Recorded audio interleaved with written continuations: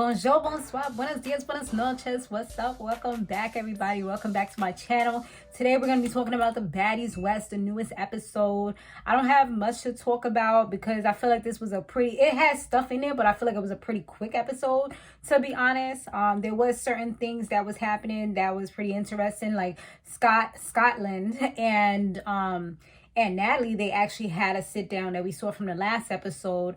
And now they're in, I would say, a much better place because although I don't really remember ever really hearing Natalie say the words, "I'm sorry" or "I apologize," she said she did take accountability for the fact that she was wrong and she acknowledged it. So she did say, I know that I was wrong. It wasn't right in any universe that I could be in, what I did to you.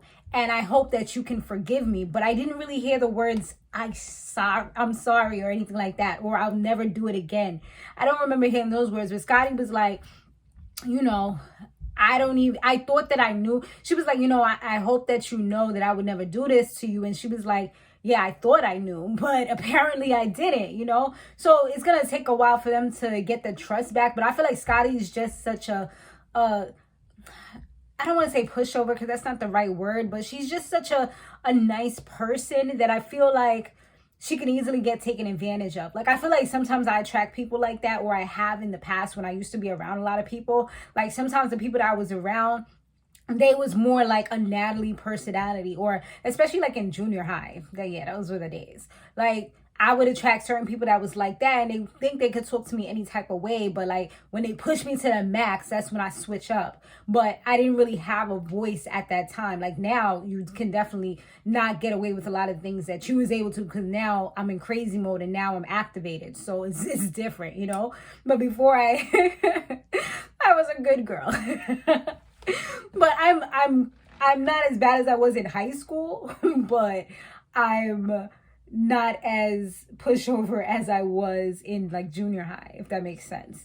But anyway, so that's how I kind of feel like she is. She attract, like, Natalie is like one of those people that's gonna talk to you crazy, that's gonna push your limits, and if you don't stand up for yourself and say how you feel, like, you're gonna end up being hurt. It was kind of giving domestic violence relationship where, they say they'll never do it again, and then you kind of forgive them, and then they talk to you crazy again in the future. Because she even said, like, even when you're drunk, you talk to me crazy all the time, So this is something that she's dealt with, and you've allowed it to happen so many times that it got to the point to this where I'm pretty sure she would not have done that to certain other girls that was there. She would definitely not have done that to Tommy. You know what I'm saying? Not just, run up on her like that and try to fight her if Tommy came out like, yo, what's going on? How you doing? She would have never, you know what I'm saying? So some people, they pick and they choose who they want to be, their victims or whatever, or their prey. And so that was definitely messed up of her. I mean, like I said, it sounded like she took somewhat of accountability. It sounded like she acknowledged what she did, but I never really heard the words "I'm sorry" unless they cut that part out. So the ladies, they had another meeting. They showed the money that they're going to be splitting up or whatever. Natalie told everybody that Krishan left. And some of them seemed like they didn't really care. But Rolly and Biggie genuinely seemed like they was like, that's messed up because, she's a headliner. She's doing her thing. And especially Rolly was really coming through for her. Probably because they've been in, the last season together. And she knows, like, this girl's entertainment. Like, she brings a lot of stuff to the table at the end of the day. Like, you can't, like, try to act like she's a Miss Cat or something like that. Like, Miss Cat, like, realistically speaking, she's boring compared to Krishan. You know what I'm saying? Like, people is trying to find that fighting. That's why they watching Baddies, because they remember what Bad Girls Club used to bring, and she brings that. She brought it last season when she mopped up this chick, Persuasion. She's bringing it this season, but now Stun is kind of like taking over her spot. You know what I'm saying? But she's still doing what she got to do, and then she got the music that everybody's loving. So a lot of people's coming out to see her just because they like her vibe. She's trending all the time on social media and things like that. And that's what Rolly was definitely making sure that she put out there, like, don't act like, like she's not doing anything, because me and her is entertainment. Like, girl, you bigging up yourself a little bit too much there, but we get what you're saying. I get what you're saying, but you do it a little bit much, try to act like you the show. Like, she's not the show either. Everybody's replaceable, but she is entertaining. So that's what she was kind of letting them know, because she felt like they was all like some of the ladies didn't really care, or they was just like preying on her downfall. She's like, nah, not on my watch. Like, Krishan ain't gonna be able to look back at this clip and say Rolly ain't stand up for me. You know what I'm saying? Like, Rolly ain't no real friend. So that's what's up, you know? Like, that's one of those things where it's like, you know, say the same things that you would say to me in my face behind my back. Like, that's a real friend. You know what I'm saying? Like, if you was going to say, was you really going to say all those things that you said if I was sitting right here? Now, that's where the real truth does come out, man. That's how you know who your real friend them is. But yeah, the next thing, when they finally went to, because they went to a club after that. Oh yeah, but before that, everybody was saying to Natalie, when Natalie was just acting like she didn't care either, she's like, oh, she always be leaving and this and that. And they're like, but that's your friend at the end of the day, because she was like, she sent her a text message. Krishan sent her a text message like, oh, don't put everything on Twitter and this and that. And she was like, you know, they're like, she's saying that because you're her friend, you know? And she's like, no, she's not my friend. So a good thing that Biggie had kind of said was, you know, you have friends for different occasions. And that's so true. There's certain friends that I've had in the past that I know, like, you're the club friend.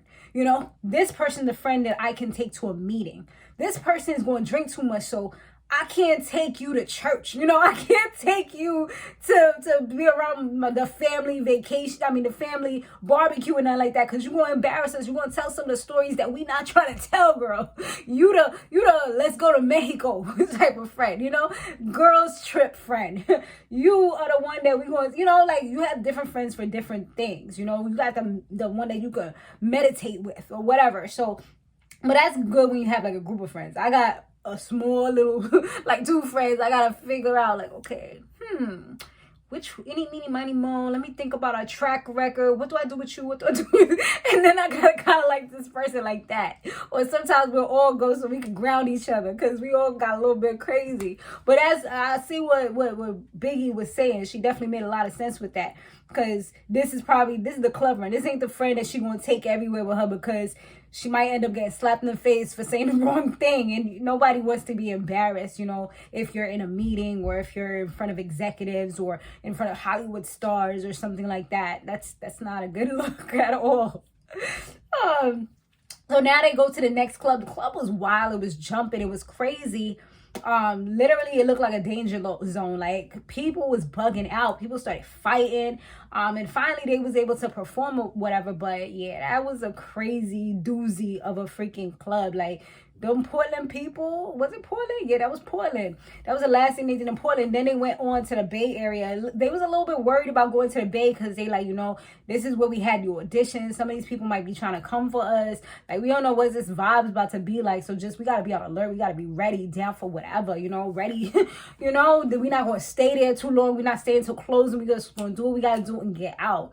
You know, because there was people that was trying to fight them, especially the judges and stuff like that. So they definitely knew they had to watch their back. The house that they stayed in, it was absolutely gorgeous. Had the Golden Gate Bridge right there. So that was definitely like the rich neighborhood, you know, because you got to spend money to have those types of views. I mean, even in New York, like, if you're close to public transportation, you got to spend extra money. If you're close to like the Metro North, you got to spend extra money for rent. Like, if you're close to the shopping area, you got to spend extra money for rent. Like, if it's convenient for you, where you don't have to do extra to get to where you got to go, they're going to put up your rent a little bit more. So I'm pretty sure that house was millions and millions of dollars, you know what I'm saying? But I'm probably doing like Airbnb or something, obviously, because it's not their house and they're kind of like renting it out for the time. Now, Tommy came, well, she left. She wasn't really trying to mess with them, because they was talking about they was about to eat some clam chowder, ride the trolley and do all these things. Like, trying to do like some building, you know, like sisterhood type of things, which was pretty cool, you know, finally coming together. She like, I don't want to do that with them. Like, who they think I am? She like, I'm about to go get my nails done, okay? That's what we about to do. Like, I'm out of here. So she left, came back later that evening when everybody's getting ready to go to the club. And she was on time, and like, she was ready. She was on go. She came in like, yo, who left my bags by the door? Like, because she said that she was upset about the bags being by the door, because she got thousands and thousands of dollars of stuff in there, and somebody could have just walked out with it. She's like, why would somebody say to leave my stuff there? So she felt like Natalie gave the word, like, oh, just leave her stuff right there. So she was trying to have a word, but she was coming so aggressive, like ready to fight. And then she had her sister with her.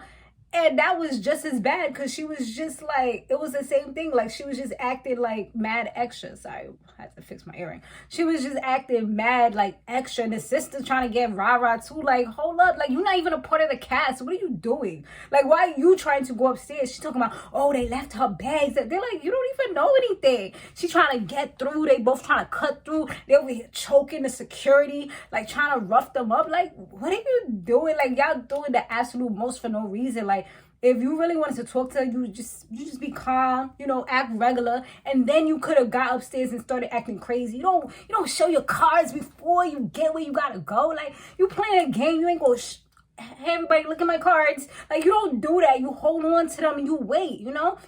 She needs to read some other type of book, because I don't know what she's doing. She let her emotions lead her instead of keeping them contained, and then you say what you got to say after and, you know, address the issue, you know. So I don't know, she must have been high for something, went, you know, got a little smoke on, drink on, all that stuff, and came back high and ready for everybody, man, because I don't know what the hell the girl was doing, but she was ready. And then the sister doing the most, like, she like, girl, bye, nobody even knows you, like, your face is barely visible, like, it's blocked out, even though we could still see through that. Like, I don't know, like, what is up with them and concealing people's faces on this network? Like, they need to do a better job, because my editor, Final Cut, I can block people's face out where you can't see the people in the face, but these people, like, I see their faces every time. Like, I remember they showed a producer, they blocked out his face on the reunion. I'm like, but I could see his face though. Like, what's happening here? Like, were you really thinking he was doing something? Like, I don't know. But yeah, y'all, that was pretty much in the episode.